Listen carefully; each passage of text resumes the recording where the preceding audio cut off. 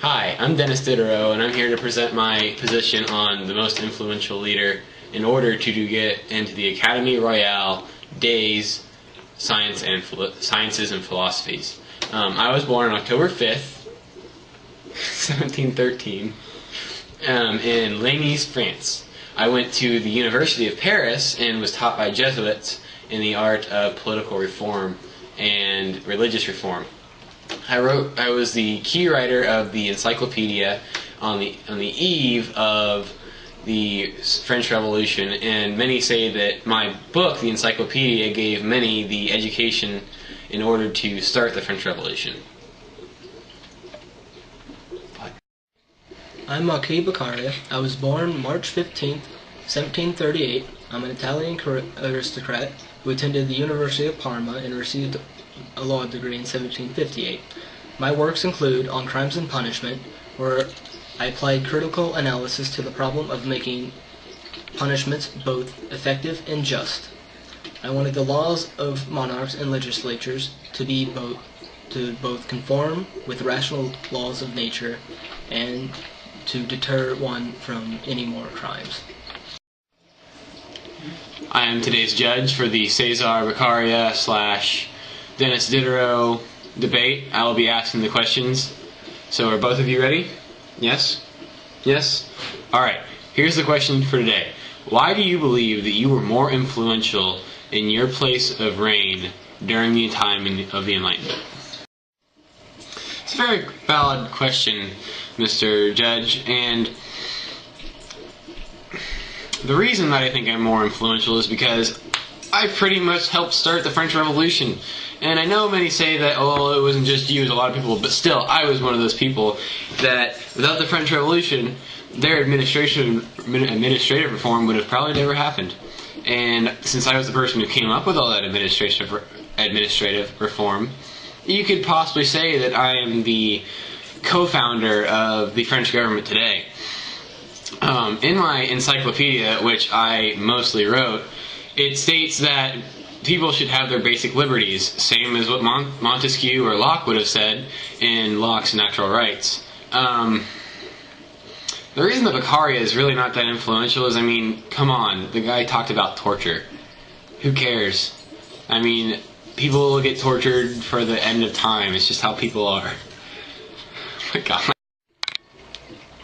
Well, I say to you, I've helped form the Academy of Fist, which was an academy dedicated to the political, economic, and administrative reform of governments all across Europe. And also, torture, I opposed it, as well as cruel punishments, and punishments that were unjust, that were fitted to people who didn't deserve them. And go. Come on, really? That's all you did was testify against cruel punishment? I mean, who cares? I mean, it's whatever. I fought for equal education for men, women, and children of every race and every ethnicity. You just said, well, we don't like people getting twisted and getting their insides turned inside out. But who cares? I mean, what reform did you actually make, Mr. Cesar Beccaria? I mean, your education was sponsored by your family because your family was rich. I was taught by the highest class of Jesuits, and my family wasn't even that big of a nobility. So your corresponding pathetic thing that you call an opening argument is totally inaccurate. So you're saying that if you were to publish one of your works with your name on it, so not anonymously, but with your name, and you were to be taken into custody by the authorities where you live, and tortured and imprisoned without you knowing why, that's fine. It's perfectly fine just to torture you and imprison you without you knowing. Laws and regulations should be there to protect the people from these such events. Yes, because you were a made up of a bunch of different city-states that were owned by rich family members, and that's why people were so attacked, is because they were enemies of the rich family members. In France, it was totally different. There was one absolute ruler, and he didn't just go off torturing people like he was like a Habsburg of Spain or something like that. He actually made some political reform, and with my ideas, administrative reform was actually produced through you. A bunch of ideas just started rattling around among the people. So to conclude, the reason that I am more influential is because my administrative reform actually fell through. Yours was just an idea that roamed around the city-states of Italy.